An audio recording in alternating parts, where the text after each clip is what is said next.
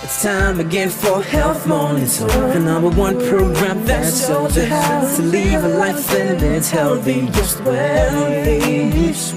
To improve the quality of health and life and inspire you and give you the hope that you can live a healthy life every day.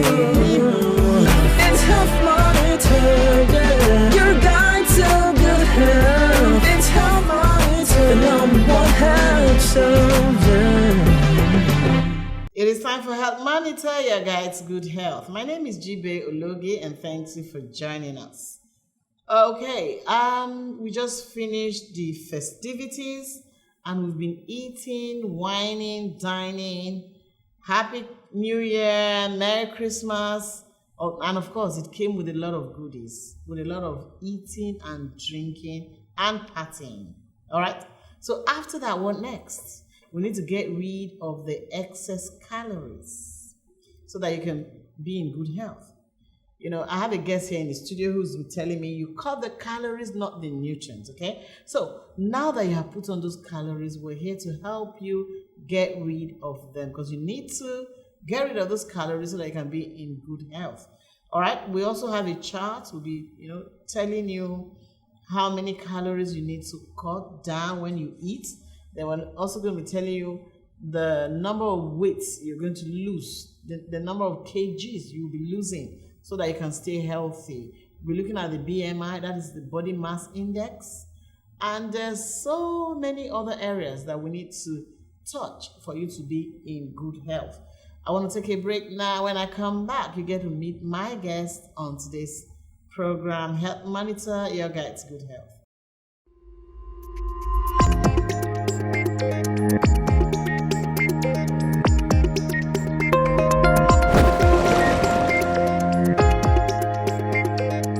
Hand washing health tips. Your hands are very vital to preventing the spread of diseases and infections. Wash your hands under running water for up to 20 seconds with antibacterial medicated soap. This health tip is from Health Monitor, your guide to good health, and sponsored by Mediclam Antibacterial Medicated Soap from the stable of Darago Industries Limited. It's Health Monitor, the #1 health show. Since there are two tubes, if a woman has one of the tubes blocked, then there's a theoretical 50% chance in getting pregnant. We've had a 62-year-old woman got pregnant with twins and delivered. Many women go from one hospital to the other, trying to cure what is not actually a disease. My name is Dr. Olushola Akiniyi. I am the medical director of True Care Fertility Clinic at Victoria Island, Lagos. I'm a gynecologist and a fertility expert. I want to talk briefly on low sperm count, the issue of low sperm count. I have had calls from most of our men asking me for directions on how to manage this issue oftentimes.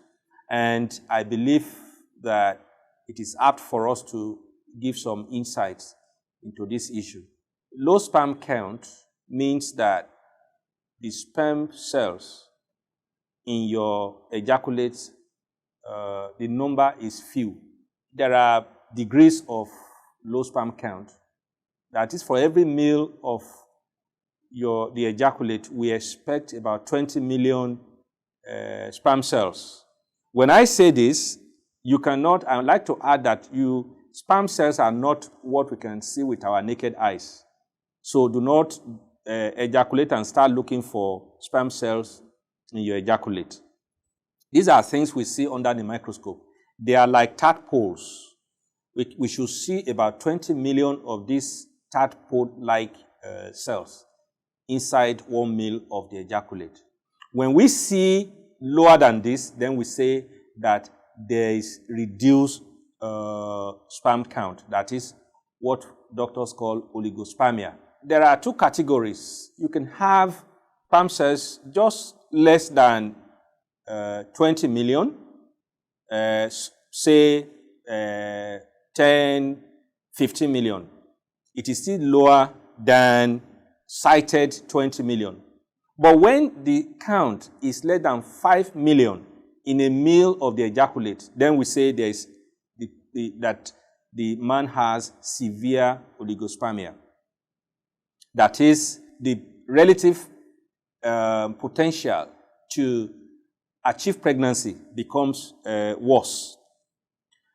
Let me just add now that currently the WHO has revised this figure downwards, and it is currently being debated because we have found out that perhaps this issue of low sperm count should be also cited with respect to the community and environment. Initially, like I said, the normal used to be 20 million per male. But now, 20 million per male, because those who did the study actually did not take into account the total picture involved in infertility in men. Now, we know that below 20 million, in those days, the fertility potential of a man is reduced. But so much now, the thought is being reconsidered. And now we know that even though the concentration of the absolute count of the sperm cells, the absolute count is good, but it is the total now that we work with currently, the total sperm count, that is more important than the concentration. But I want to say that oligospermia, which means reduced sperm count, either way, whichever way you want to consider it, has reduced potential in terms of reproduction. When the man has oligospermia, there is reduced potential. It does not mean that God cannot do it, but we're talking medically and going with figures and facts. The lower figure now that reproductive experts are working with has taken into cognizance the community and the population of infertile as well as fertile men, unlike the old figure of 20 million. Now, having said that, there are so many causes of reasons why a man can have reduced sperm cells. Some of them are genetic. That is, when a problem is genetic, that is the way God created you. You have the genes that cause a disease that results in either you having no sperm cells or having low sperm count. Some are acquired. That is to say that this problem can develop after birth, maybe at one point or the other in life. Many of these causes are also environmental. All right? Time does not permit me to go into all these reasons now. But I want to say that in IVF, there is a universal solution to the problem of low sperm count. It is called intracytoplasmic sperm injection. All right? And this is called ICSI. Now, naturally, for sperm cells to be able to fertilize an egg, you need several hundred thousands of able, viable sperm cells to surround just one egg for the purpose of fertilization. And once the egg and the sperm cell, the chosen sperm cell, combines together, the rest sperm cells around the egg are arrested. And eventually they die off. So what I'm saying is that despite the fact that we ejaculate in millions, we only need several hundred thousands to surround the egg. And out of these several hundred thousands, we need just one single egg. In fact, if two sperm cells fertilize one egg, we call it polyspermy in medical parlance, and that's a disease in itself, that egg is not compatible with life. Okay? So what I'm trying to say is that we need one, but we produce several millions. Okay? Now, that is the reason why if you don't have the millions, then your potential to fertilize an egg is much reduced. With science, since we know we need one sperm to fertilize one egg, all right, science has made it possible to have a machine like we have in TrueCare that will pick the best sperm that you have and inject it directly into the egg for the purpose of fertilization. That is what is called intracytoplasmic sperm injection. And then fertilization will take place. So it then means that if I get 15 eggs from your woman, I only need 15 sperm cells instead of needing several millions that you would have needed in a natural conception. And if you have low sperm count, which means that you cannot afford several millions because you don't have it. All right? So with ICSI that we do here at TrueCare Fertility Center, we have a machine called a micro manipulator that does this, and then we manipulate it to pick the best sperm, and we inject it into the egg, and then fertilization takes place. So this is the universal solution all over the world for low sperm count. So I want to encourage men out there who have low sperm count. Do not despair. I think if you visit a clinic like ours, after thorough investigation, we'll make a correct diagnosis, and then would fashion out an appropriate pregnancy program for you and your wife. If it is low sperm count, you probably will need ICSI, which is within our capability here. Hand washing health tips. Your hands are very vital to preventing the spread of diseases and infections. Wash your hands under running water for up to 20 seconds with antibacterial medicated soap. This health tip is from Health Monitor, your guide to good health, and sponsored by Mediclam Antibacterial Medicated Soap from the stable of Darago Industries Limited.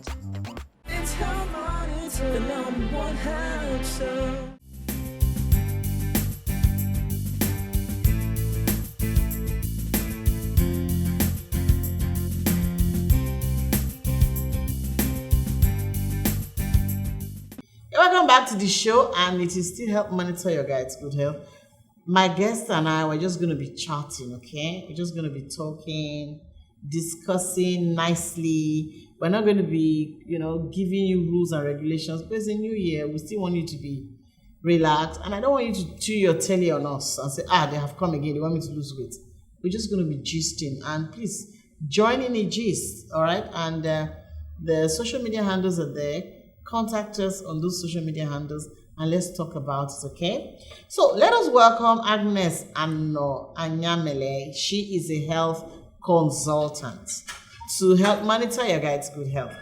She does not only, assess your health, she also tells you what to do in case you need to improve your health, all right?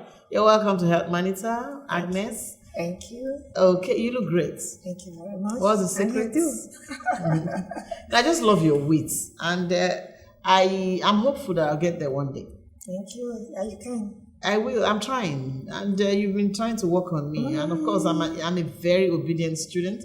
I'm taking in all she's telling me. I'm making sure I eat what I'm supposed to eat, and very importantly, I am eating to feed my cells, not to feed my belly, not to feed my tummy. Someone when they eat, I'm not full. You don't need to be full. Have a particular portion, That's what she told me. Just condition yourself to a particular portion. And when that portion is done, you drink water and go. Don't stay there till you feel full. Because if you do that, you're going to add excess weight that you don't need, all right? Yeah. Am I correct? You're right. Okay, so how do we manage the organs of the body in relation to putting on weight? Because the weight actually, they weigh down on the organs of the body, and that is when it becomes unhealthy. Yes, Tajibe. Like you're committed, I want to say you're really looking great. Thank you. I'm trying. Yeah. Okay. No, your question, we are what we eat. I am what I eat. Okay. So if I eat junk, I'm junk. Yeah. All right. It is what if I eat right, I have good health. That's it.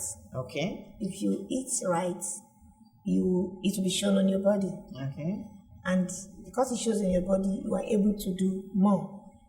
And also, people see it and they want to know what you have done, just like we're complaining ourselves. Your weight tells on your organs. Okay. Some people come down with hypertension and diabetes. It is not that you eat this and you get diabetes or you get hypertension instantly. It is the ingestion of this food that affects the body, then affects the organ. It starts with the tissues, then goes to the organ, then the whole body. So if you eat right, you'll be far away from diabetes. If you eat right, you'll be far away from hypertension. If you eat right. So what's the connection with diabetes and what I eat? You know, diabetes is caused by different things. It could be due to the problem or the disease of the pancreas that produces insulin that converts the sugar you have already taken in. When you take more carbohydrates, that gives You give the pancreas more work to do. more work to do. If you are supposed to be, let's say, 60 kg, and you are now 85 or 90, it is still the same pancreas. It's still That the is same. going to carry the work That is it. of It's when the you are same 60. heart. It's the same thing. The same liver, the same kidney. It will still be Okay. producing the amount of insulin that the body is supposed to produce. It's supposed to produce, the heart will also pump out the amount of blood it's supposed to circulate all over, but it will be stressed. So by so doing, you're weakening the organs, and that could lead to diabetes, different things. Okay, so the pancreas is not overworked. It's not able to convert all the sugar. Produce enough Produce insulin enough insulin to convert. and then your body now becomes And now you also remember, because you are more, your weight is more than what is supposed to be for that amount of insulin that is being produced by the insulin. okay, by the pancreas. Yes, you find out now that the excess fat, the excess calorie you have in your body will have to be converted by that little amount of insulin. Yes. And if it can convert, let's say, if you have 30 kilograms for the insulin to work on, Now you have 60. it will still just do what it's supposed to do, and the excess will be left there, and it will be shown in your blood. And is as that excess that will now cause the diabetes? Diabetes. Okay, so when you find that you're overweight, yeah, that's if you know, because some people don't really know because they don't check. Most people think they're looking fine. They're looking When fine they wear their and they're dress, healthy. They're healthy. The husband is taking care of them. They're eating right. No. By the time you now have health issues that will take you to the hospital, one collapses, one thing or the other. Do you really now need to collapse first before you know you have a health issue? You are not. We are So not how often supposed to. should you do health checks and check your blood, your weight, make sure your BMI is right? How often should you do that?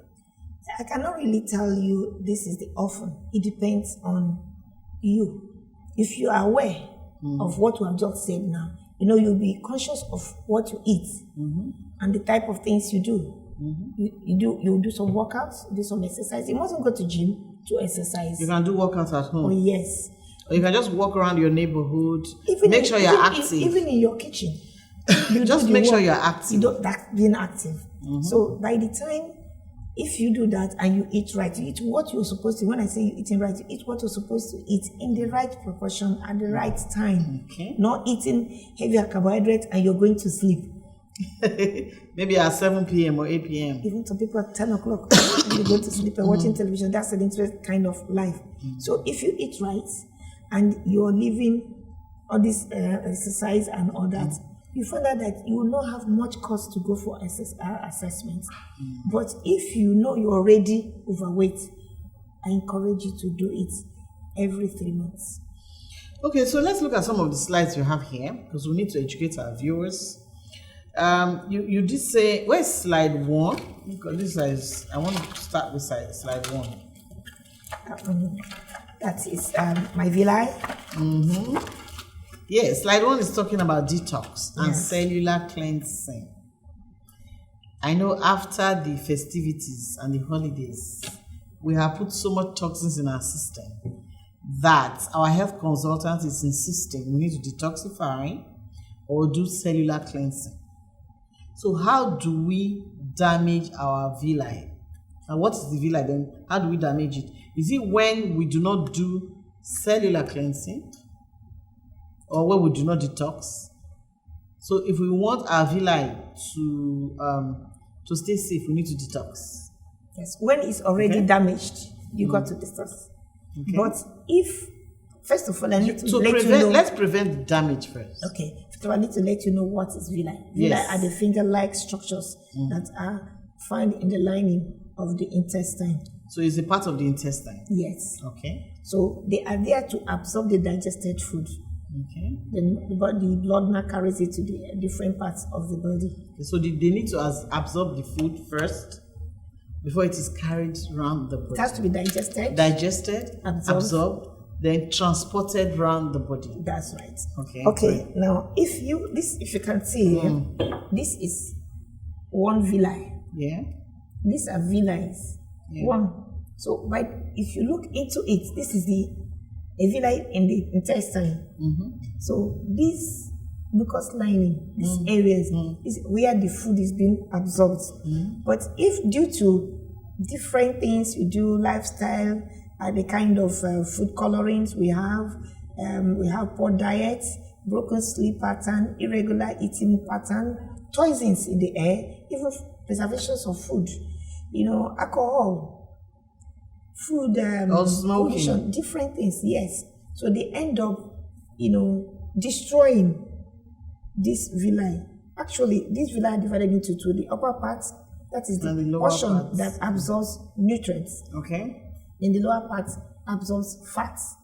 Okay. So when they are destroyed, they kind of tilt down.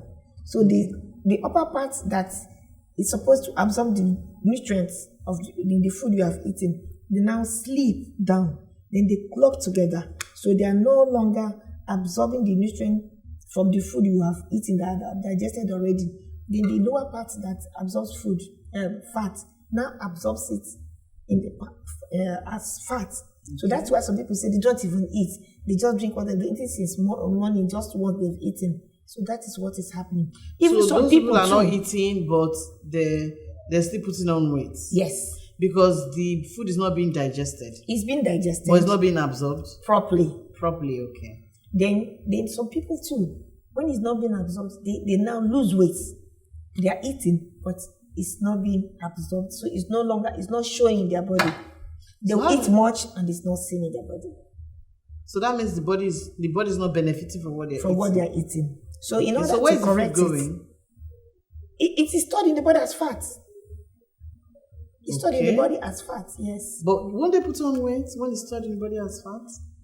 That is why some people they add weight, but some people they don't absorb it. So you pass it out. You've eaten good food, but pass it out. It's not retained. The nutrients are not retained. Yes. That's great. We've actually learned a lot from you. But I'm afraid that's how we can take from this edition.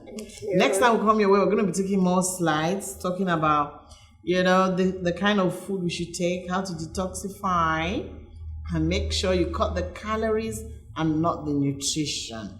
So our numbers on the screen, you could call her. She will actually do an analysis of your body, tell you what you need, and find a solution to what you don't have so that you can be healthy. Because in this year 2020, you need to stay healthy. All right? That's it. Agnes, I want to appreciate your coming. And of course, we're going to continue this series. We're going to take more slides, chatting, and making sure you're part of this program. So please get in touch. Let us know what it is that you should know. Okay? And then get the problem identified, find a solution, and get fast, Abby, and get your health back. Thank you for being with us. Health Monitor will return shortly. It's Health Monitor, the #1 health show. It's time again for Health Monitor. It is time for Health Monitor once again. My name is GB Uluge. Today I'm going to be talking about menopause. Medically, it's defined as 1 year of no menstrual flow in a woman. When you put the two side by side, the one that I use microwave on, it's like rubber.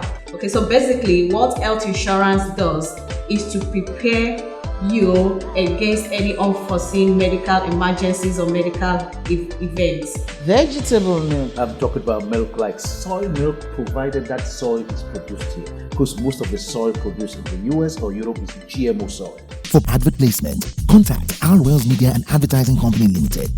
Telephone.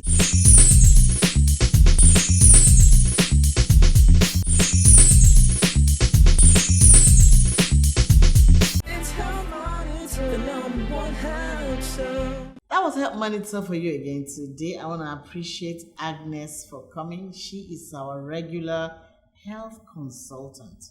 Okay, and I'm already following her instructions, and very soon you're going to see more improvement. I'm going to lose more weight, and of course I'm going to be more healthy. So please join us. Let us make sure you're more healthy in 2020. Catch you again next time on Help Monitor, your guide to good health.